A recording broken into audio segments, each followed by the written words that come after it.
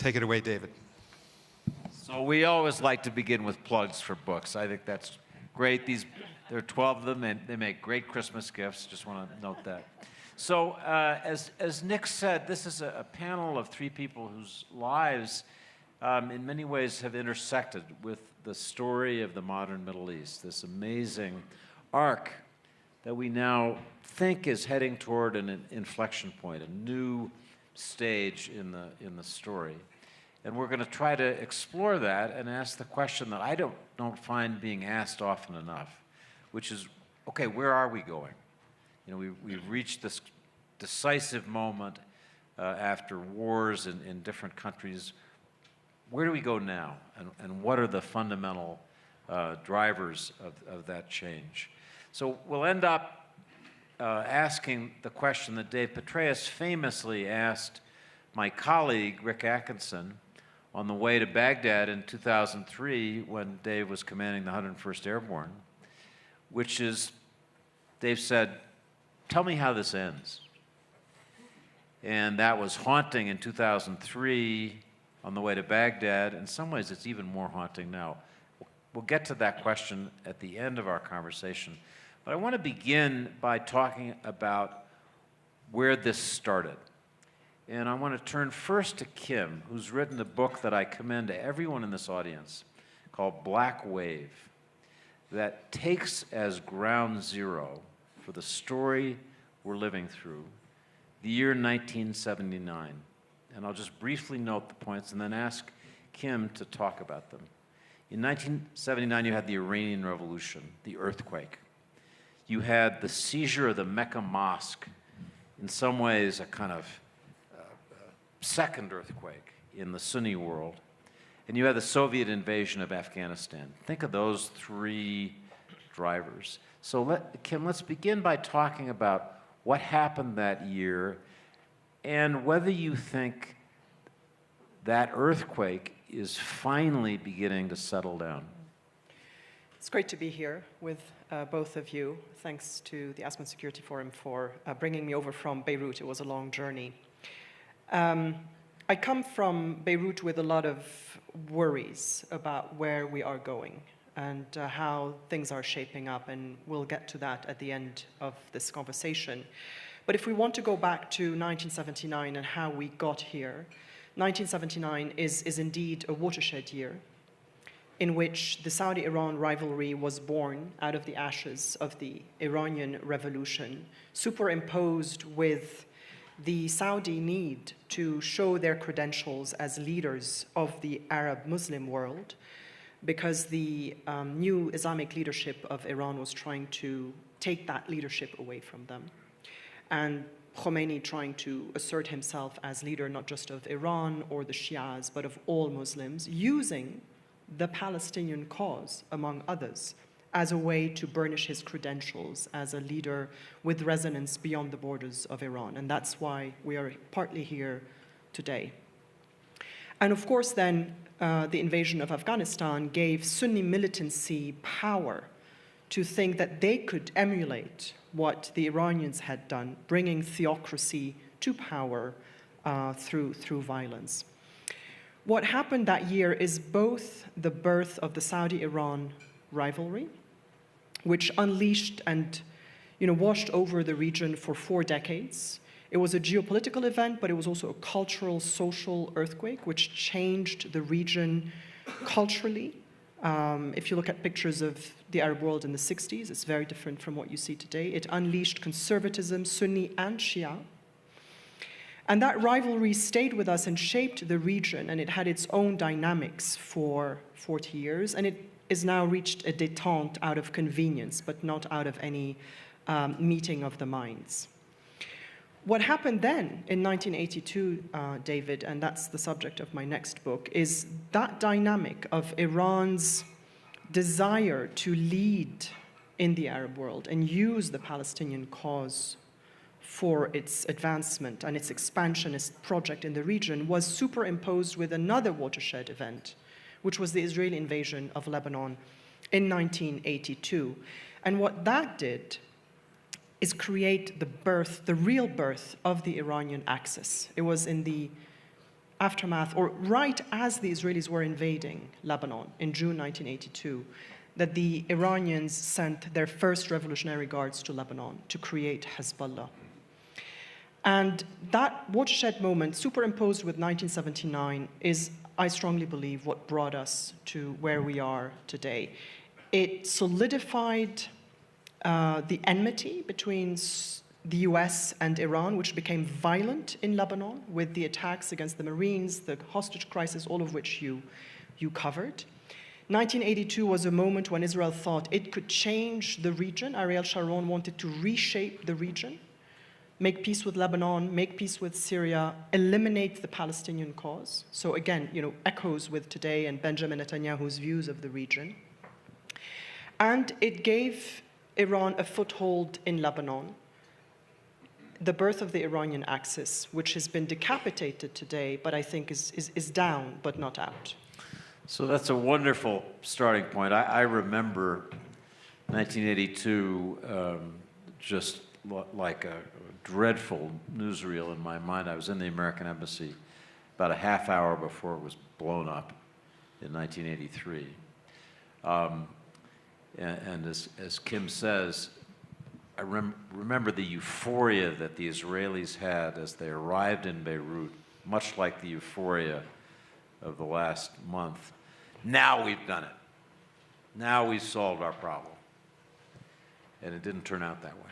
And you wrote, wasn't it your first spy novel about Beirut? About Beirut, right? yeah. Agents of Innocence, my favorite. It wasn't. Yeah, and then Bank of Fear came, and it wasn't. So, Dave, I want to ask you about what I think of as your starting point in this story, and that is the road to Baghdad. You were a young commander. You ended up in Mosul and did amazing things in Mosul.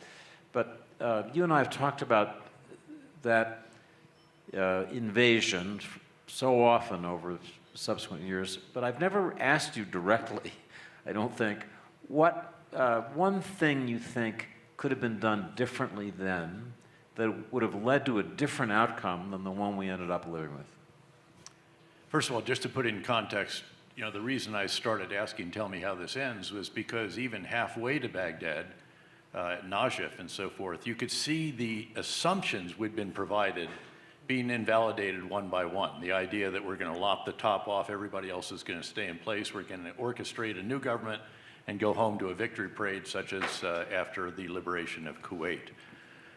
So what is the one thing? Well, this reminds me of a question I asked right before the invasion. We were actually all out in the desert floor, the 101st Airborne Division, for example, 20,000 troops, 254 helicopters were spread all over Kuwait, and we get called back to the base there for one final pep talk. We sort of resented it because we all had to fly for an hour back in, and there was no real new information. It was just, I think, the overall commander wanted to look us in the eyes and something. And at the end of that, they asked, anybody got any questions? And there were a couple of questions here and there. I raised my hand and I said, could you just give us a little bit more detail about what happens after we get to Baghdad and topple the regime? And at that time, it was going to be the Organization for Reconstruction and Humanitarian Assistance, ORHA, headed by two retired three-stars that knew both of them well. And one of them turned to me and he said, Dave, you just get us to Baghdad, we'll take it from there. And that did not exactly work out real well. So the real issue, I think, revolves around, again, not just the assumptions, although those were pretty important because that's what you found your Phase 4 plan on, build on, but it was really about having an organization really ready to do this, that actually had a deep understanding of the country. And the truth is that the understanding that most people had of Iraq, if they had any at all, was not from boots on the ground in Iraq proper. It was spending time up in the Kurdish region, say back in 1991 and subsequent times. And so we cycled through ORHA. They got fired. Secretary Rumsfeld got frustrated with them. We bring in the Coalition Provisional Authority. And the very first decisions, without consulting those of us on the ground, who by now, we actually had a provincial council, a governor. We had district councils. This thing is going well. We're doing investment banking deals for the two derelict hotels. We're reopened the border. Commerce is moving, all the rest of this. And these two decisions just cut us off at the knees. Firing the Iraqi military And that, again, if you want to have an organized DDR process, disarmament, demobilization, reintegration into society, that's one thing.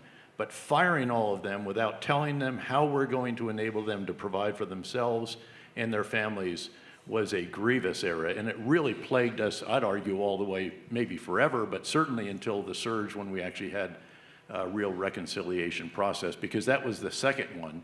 You know, it wasn't just firing the Ba'ath Party. I'm all for that. We killed Saddam's sons, in fact. That was the right thing to do when they resisted detention. It was firing the bureaucrats, tens and tens of thousands of them, whom we needed to run a country that we didn't sufficiently understand. And without an agreed reconciliation process. That was the deficiency. Again, if you want to filter your way through, certainly fire level 1, level 2, level 3, but level 4, and many of them were Western educated. In fact, I think a majority of them that actually invested in them, and they were much more secular than those who tended to replace them over time. We were able in the North to get an exception from Ambassador Bremer to conduct our own reconciliation process, which is why Mosul continued to go so much better for so much longer, but even there eventually that couldn't be sustained without support from Baghdad. So it really comes down for what do you do the day after?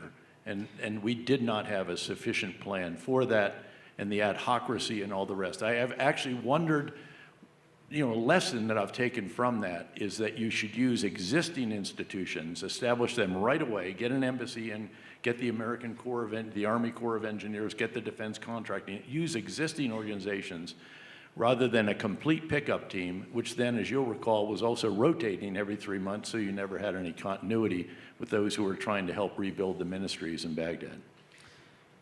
I commend to the audience Dave's recent book, Conflict, which is a history of most of the conflicts the United States has been involved in since the end of the Second World War and the lessons from them. And to just summarize your book in a sentence, Dave says again and again, you've got to get the big ideas right. And you just heard a big idea. Never heard you phrase it just that way, that use the existing institutions to the extent you can.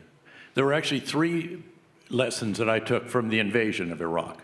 Number one is that we should understand a country much better than we did, certainly than I did and my counterparts and others.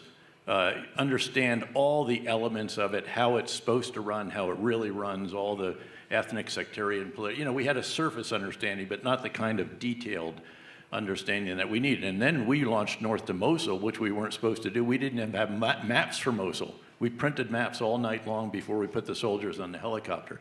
So that's number one. Number 2 was use existing organizations, institutions, rather than pick up teams. And then number 3 is that you should not conduct a policy, implement a policy or an operation if it doesn't take more bad guys off the street than it creates by its conduct. And these 2 actions, firing the Iraqi military, hundreds of thousands of individuals whose incentive was to oppose the new Iraq rather than to support it, and then the same with the many tens of thousands of level 4 Ba'ath Party members in particular whom we needed to run a country, again, that we didn't sufficiently understand. I want to pick up on something that David just said, the general, which is that don't do anything that you think isn't going to take off more bad guys from the street than it's going to create. That was a big mistake in 1982. And there was very little planning or wargaming of what happens after Israel invades Lebanon. And that led us to the creation of Hezbollah. They hadn't assessed how Lebanon had changed, how the region had changed because of the Iranian Revolution. They hadn't assessed that they could be creating enemies on the ground. They had very little planning for the day after. And fast forward to today, again, a lot of great military successes by Israel. Gaza is devastated, 50,000 or more dead. Hamas is decimated, but no real plan for the day after in Gaza. In Lebanon, great military success. Hezbollah decapitated. What's the strategy? Are we creating more bad guys? Are we creating Hezbollah 2.0, 3.0? And, same question can be asked in Syria. Just really quickly, David, from that experience, in my 5 combat commands as a general officer, we always had a sign that was staring me in the eyes, right up next to all the maps in the command center, and it asked a question: will this operation take more bad guys off the street than it creates by its conduct? And if the answer to that is no, you're supposed to go sit under a tree until the thought passes. It's a good suggestion for all of us. This is a story, as our initial discussion made clear, of unanticipated consequences and the need to think as clearly as you can about what's coming. One, I would say, unanticipated consequence it was the rise of Mohammed bin Salman as the crown prince and effective leader of Saudi Arabia. Saudi Arabia was the problematic missing piece in the puzzle. It was supposed to be this strong center of Sunni resistance to revolutionary Iran, but under previous monarchs, Saudi Arabia was so careful, so frightened of itself, so frightened of internal Islamist threats that it didn't really move. And then along came this brash young man, Mohammed bin Salman. A big part of your book, Kim, is about his rise. Dave, you've known him, talked to him, thought deeply about him. Just each of you reflect a little bit on where he is. You know, we passed through, I have to say this, Jamal Khashoggi was my colleague and my friend, and I've done everything I can to hold his memory sacred, but we're in a different period now. And I'd like each of you to talk about it and the risks of failure for MBS and the possibility of great success. What the Saudis did over 40 years after the Islamic Revolution wasn't just, shrink back into within their borders and become more conservative, but also feed Islamist currents, Sunni Islamist currents across the region, which led to sectarian warfare, including in Iraq in the aftermath of 2003. The rise of Al-Qaeda, the Taliban, etc., that is a product of the Saudi-Iran rivalry, which was fought at various levels, including cultural and social and religious. Fast forward to Mohammed bin Salman. He first started out as a brash young defense minister who wanted to teach Iran a lesson. And you get the war in Yemen, you get things like, slapping around the Lebanese prime minister, trying to fund and arm militants in Syria. They were trying to, in essence, emulate Qasem Soleimani. And he learned very quickly that that was not the way to work, and I give him credit for maturing. I think Saudi foreign policy today, and me too, a close friend of Jamal Khashoggi, distraught by what happened. But Jamal Khashoggi himself would like us to acknowledge how MBS has matured and how he has transformed for the better the lives of millions of young Saudis who deserve a better chance at a more enlightened, more carefree life. And I think we should acknowledge that. Today, I think the opportunities are great, but I think Saudi Arabia, which wanted to establish relations with Israel before October 7th, is finding itself with a conundrum that it cannot solve on its own without pressure from the United States on Israel, which is it is not going to reach out to Israel anymore unless they get a promise of a Palestinian state. The bar for that has risen tremendously. And I think the Saudis and various countries in the Arab world, the UAE even, the Jordanians, the Egyptians, are frustrated by Benjamin Netanyahu's belligerence because they want to create a new Middle East, the Middle East we've all been hoping for, that is more modern, that is more reformed, that is more progressive, however you define that term, but that is about a forward-looking vision, right? Which is something that President Trump is also in support of.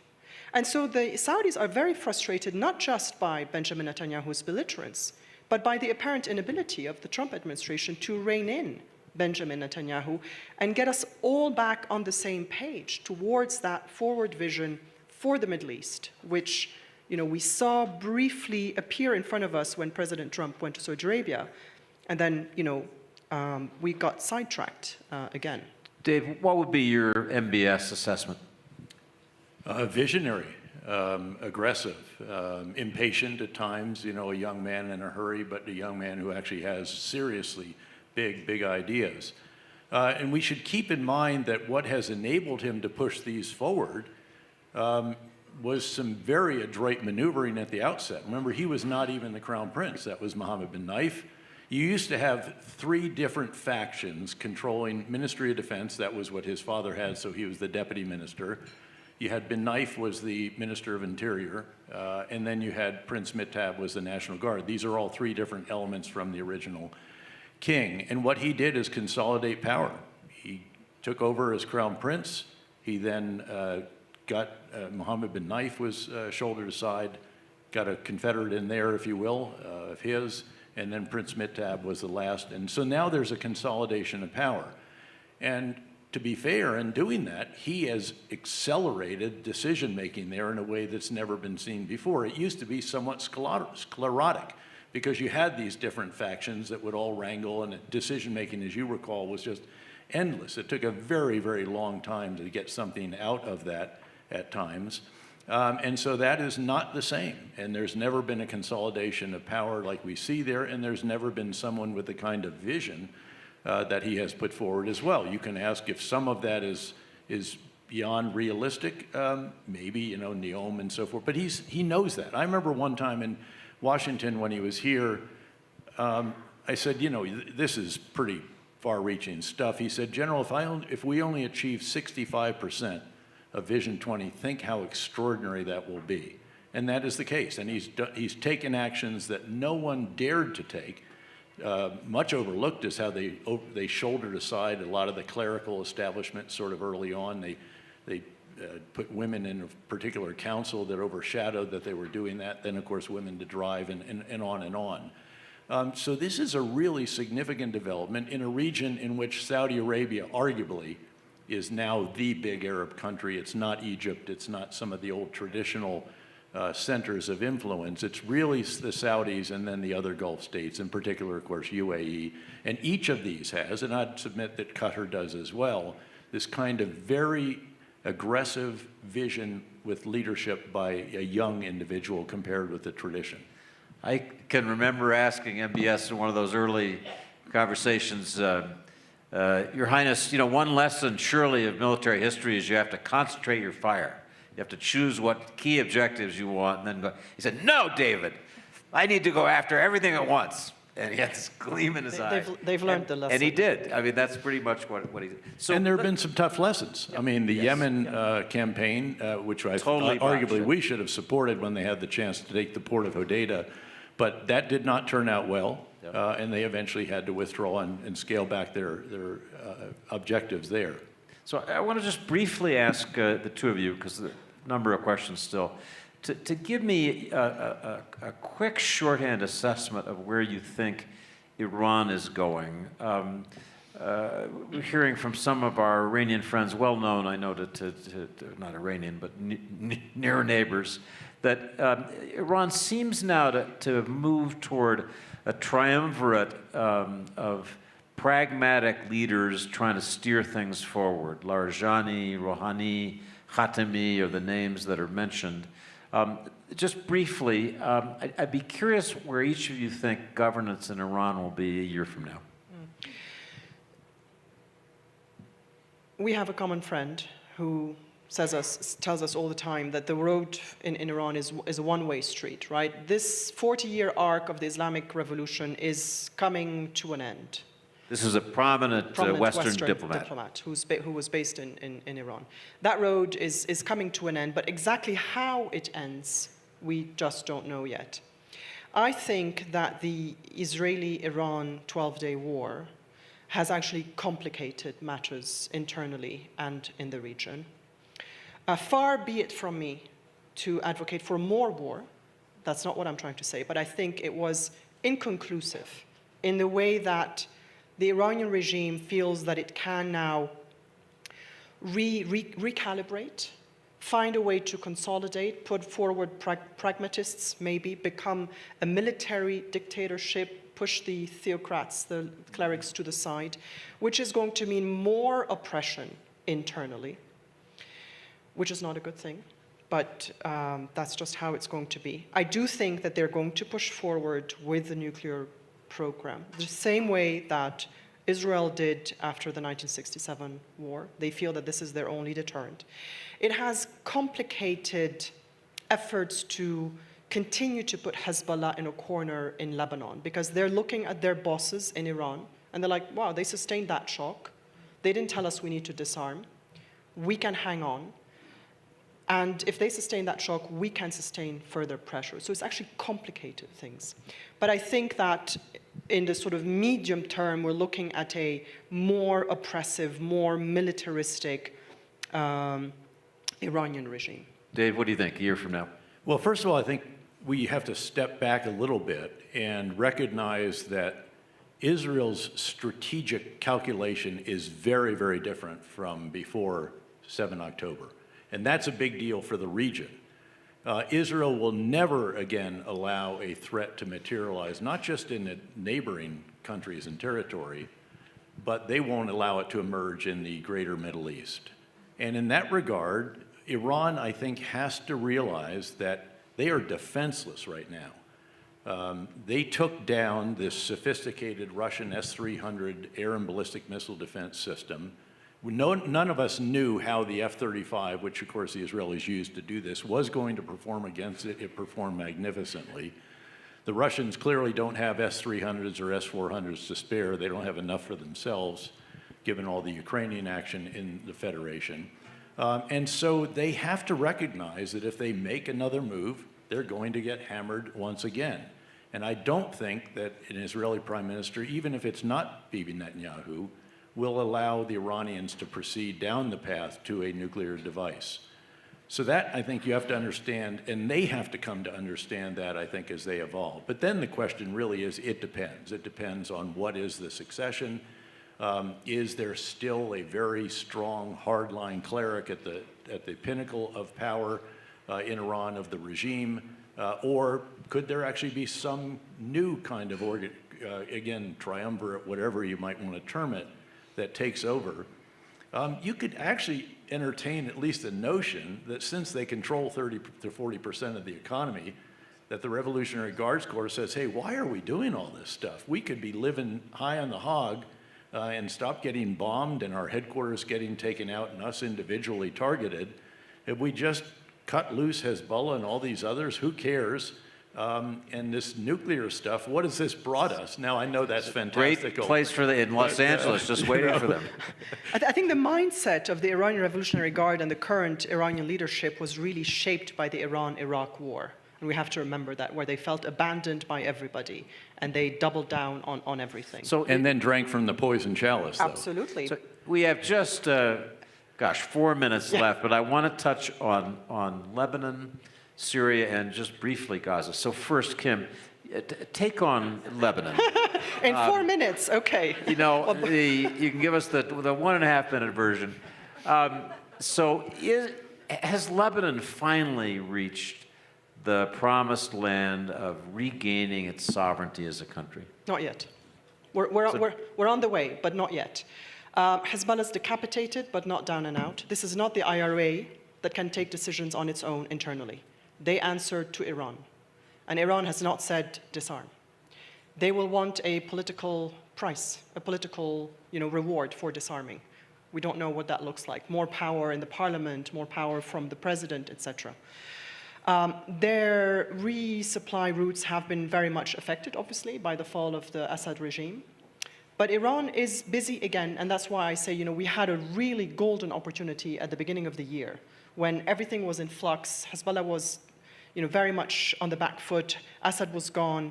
Gaza was maybe had a ceasefire in January. This was the moment to strike with a grand political vision, diplomatic vision for the region. Now, everybody's recalibrating. Iran is trying to see how it can get a foothold stronger again into Lebanon, even into Syria. When it comes to Syria, I'm a great supporter of what the Trump administration has done. I was a big proponent of backing Ahmed al-Shara. There was no other alternative. He was the man who was there. Syria was exhausted by 13 years of war. Good riddance, Assad. He was so evil that anything would be better. That doesn't mean that we should give Ahmed al-Shara a blank check.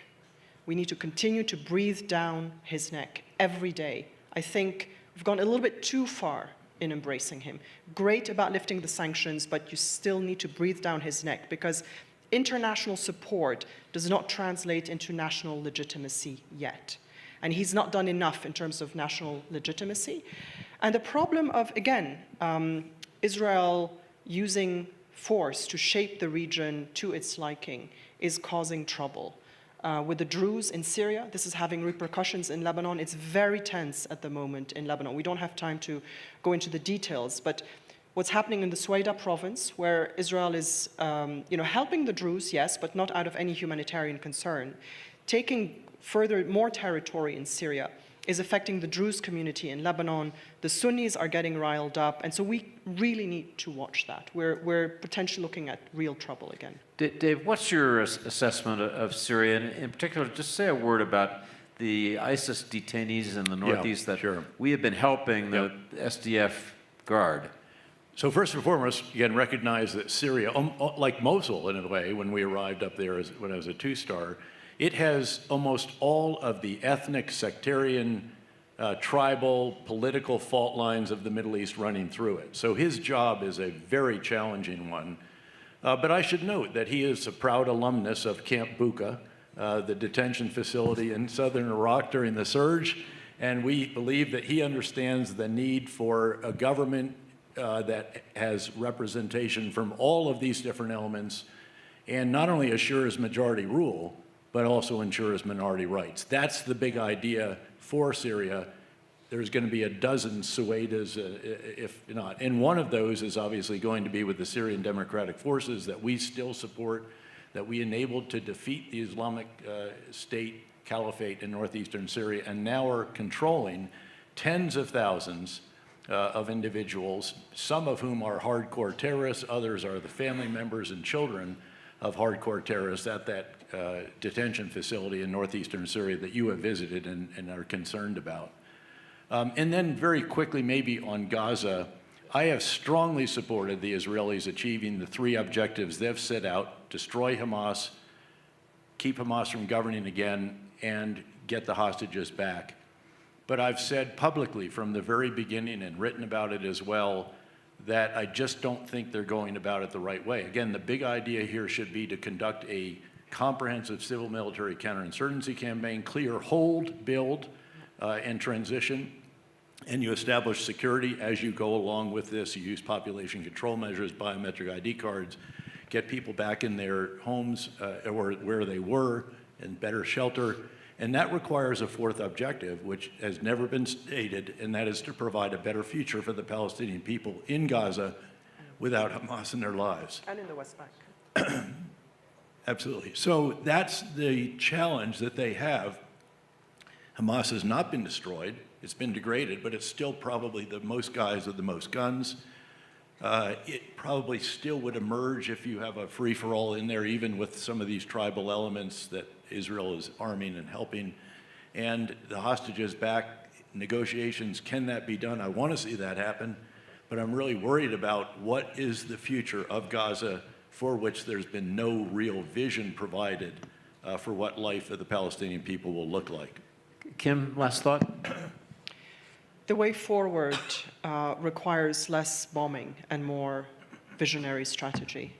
That includes a diplomatic path, which can translate what President Trump is talking about, what MBS is talking about, and what we all want in the region. For the longest time, many of us, and me included, thought that the Palestinian issue, okay, I mean, it's one of our problems in the region. We can't stay hostage to it. We need to reform, do our thing, clean up our houses internally, and eventually we'll figure out the Palestinian cause or not. While researching my next book, I've come to the conclusion, I've changed my mind. We still need to do all of that, and I think we are. When you look at Qatar, when you look at Saudi Arabia, when you look at Lebanon, when you look at Syria, we are all actively trying to build the future. And now we seem to all be hostage to Benjamin Netanyahu's political career, which is a real shame. This is the moment to translate some of these military successes in Lebanon, in Iran, in Gaza, in Syria, into a vision for the region going going forward. And that includes addressing the issue of the Palestinian cause, Palestinian state, whatever you want to call it. And if I may just pay tribute to one man who features prominently in my next book, which is Malcolm Kerr, president of the American University of Beirut, who was assassinated in Lebanon in 1984, the first political assassination by Hezbollah. He wrote in 1967 that any side deal between Israel and Arabs that doesn't address the central cause of the Palestinian issue is constantly going to be doomed to failure. We succeeded with Jordan and Egypt, but we have the Abraham Accords with the UAE, but we won't be able to go much further if we don't address that.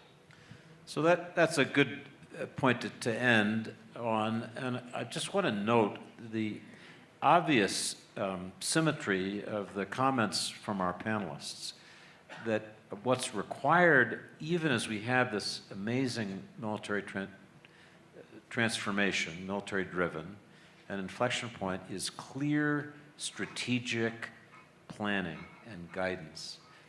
I should say in closing, Malcolm Kerr was a friend of mine. I can remember walking with him on the lawn of the American University of Beirut, looking out over the Mediterranean not long before he was killed. And I do often think of him as somebody who embodied our hopes for the Middle East and the way that those were crushed. And I hope when we come back next year, we'll actually answer the question, tell me how this ends, but we'll have a little more progress in this arc that we've been trying to describe for you. So thank you very much, panelists.